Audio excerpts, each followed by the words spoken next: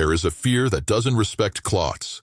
It doesn't care if it's 2 in the morning or 2 in the afternoon. It doesn't care if it's Christmas Eve or a random Tuesday in March. It doesn't care if you are exhausted, smiling, busy, or pretending to be fine. It never really sleeps. Maybe your body sleeps sometimes, collapses really, but even then, the fear finds ways to leak through, in restless dreams, shallow breathing, the kind of half-sleep where you are never fully gone, never fully here. You wake up with your jaw tight, your shoulders sore, your heart already racing a little, as if someone pressed play on a movie that was paused only for a few minutes. The fear was waiting. It says, "Good, you're awake. We have a lot to think about." At Christmas, this fear can feel even louder because the world is pretending to rest. Offices close, lights go up, streets look softer under decorations.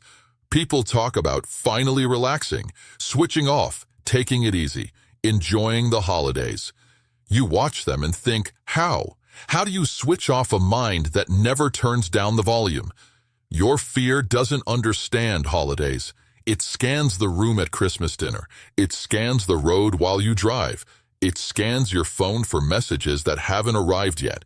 It scans your body for symptoms, your bank account for disaster, your relationships for signs of collapse. It whispers, what if something happens to them tonight? What if this is the last Christmas like this? What if they're hiding something? What if I get sick? What if I can't handle next year? What if I never feel safe? Psychology has names for this: anxiety, hypervigilance, catastrophic thinking. But labels don't make it gentler when you're living inside it. Because this fear doesn't just visit. It moves in. It sits at the edge of your bed when you're trying to sleep. It sits next to you on the sofa while a Christmas film plays that you can't really follow. It stands behind you in the kitchen when you zone out, staring at a spoon in your hand, realizing you haven't actually tasted your food in days. When fear never sleeps, your body doesn't either. Not really. Even when you manage to rest, your muscles stay threaded with tension, like they're always waiting for an alarm. Your mind keeps one eye open, scanning for danger that may or may not exist, replaying old tragedies to prepare for new ones. Maybe you know exactly when it started. The night the phone rang and everything changed. The day the doctor said a word that split your life in two. The moment the door slammed and someone left for good. The Christmas you will never forget when someone didn't come home. Or maybe you don't know when it started. Maybe fear has been with you so long you can't remember what it's like to live without it. Maybe you grew up in a house where moods could explode at any time. Maybe you grew up with unpredictable illness, addiction, violence, silence. Maybe you learned early that safety is fragile and peace is temporary. So now your nervous system is trained like a guard dog that never gets the signal to stand down. It barks at shadows, at noises, at possibilities. It doesn't know the difference between right now danger and what if danger. You might tell yourself, I'm just overthinking. But your body acts like the threat is already here. And Christmas, with all its expectations, becomes another thing to manage. You manage presents, food, schedules, visits, money, traditions. You manage awkward conversations and old family tensions. You manage being around people who don't know how much you're holding inside. On top of that, you manage fear itself. Fear that something will go wrong. Fear that you will mess it up. Fear that someone will get angry, sick, hurt, disappointed. Fear that you will finally fall apart in front of everyone and they will see how fragile you are. It's not just about the big disasters. It's about the constant, tiny alarms your mind sets. Did I lock the door? Did I say something wrong? Did they sound strange on the phone? Did I forget something important? Did I do enough? Am I enough? You might think silently, if I stay on guard, nothing will blindside me. If I worry enough, I'll be ready. But the fear that never sleeps charges you double.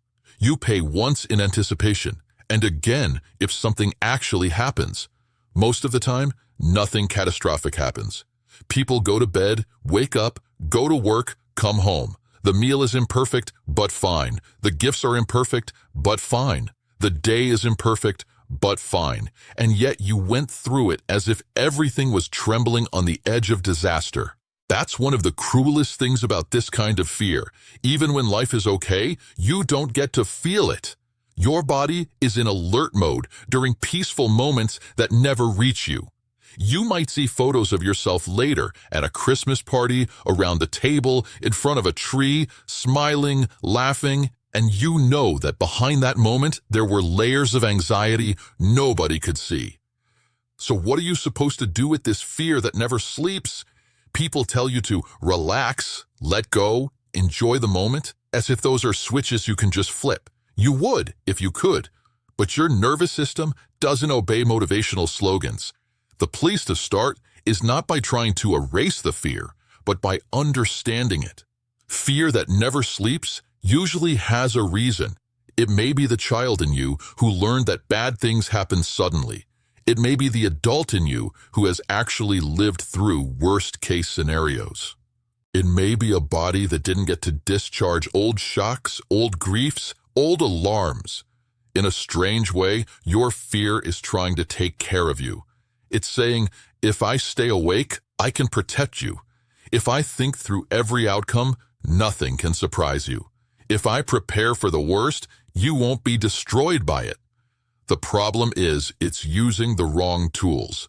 You cannot protect yourself from pain by rehearsing it all day and night. You only end up living it twice, once in your imagination, once in reality, if it actually comes.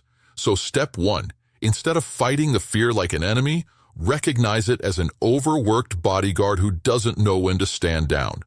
You can picture it sitting at the edge of your mind, wide-eyed, pacing, checking locks, scanning headlines. It means well. It's exhausted. It needs someone wiser than itself to say, "You've done enough for now." That someone has to be you, not the terrified version of you, the part of you that is tired of being terrified. When fear starts its midnight monologue about the future, about what you could lose, about everything that might go wrong, you can try answering it, not with logic alone. Fear doesn't respond well to lectures, but with boundaries. Not now. We are not doing this at 3 a.m. You've shown me all the worst-case scenarios. I get it. I'm gonna rest now, even if you protest. This won't magically make fear disappear, but it introduces something new. You are no longer only the fear. You are the person hearing it and responding. You can also start to notice the way fear lies to you. Its favorite lie is, if you stop worrying, something bad will happen. So you test it, carefully, gently, in small moments. What happens if for 10 seconds, you stop rehearsing disaster and simply notice the present, the sound of the room, the smell of something cooking, the way the Christmas lights reflect in a window, the feel of the chair under you, your own breath. For 10 seconds, you let yourself be exactly where you are. Fear will rush in afterwards and say, that was irresponsible. But was it? Did disaster happen because you paid attention to reality instead of imaginary catastrophe for 10 seconds? No. This is how you slowly prove to your nervous system that it's possible to rest in micro moments without the world falling apart. The fear that never sleeps often wakes you with what-if questions. It rarely asks, what is? What if I lose them? What if I get sick? What if I end up alone? What if I fail? What is sounds more like, right now, they are here. Right now, I am breathing. Right now, I'm sitting in this room. Right now, it is this date, this hour. Right now, nothing terrible is happening in this exact second. What is doesn't deny that bad things can happen. It simply refuses to live in all possible futures at once. Christmas can be a practice ground for this, even though it's also a trigger. You can be at the table thinking, what if this is the last Christmas we all sit together like this? That thought can crush your chest. You could answer it with another. Maybe it is. Maybe it isn't. But right now, this is a Christmas where we are all here. I'm not going to abandon this reality for a future that hasn't happened yet. You might have to say that to yourself again and again. Fear will not surrender after one gentle answer.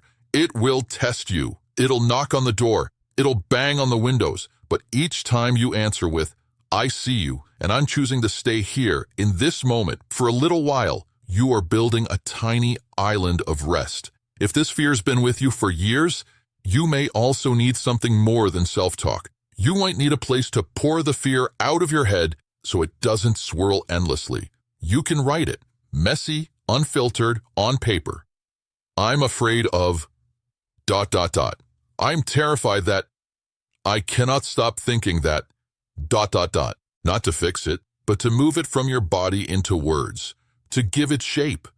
You might need a therapist, someone whose job is to sit with you while you unpack the fear that never sleeps.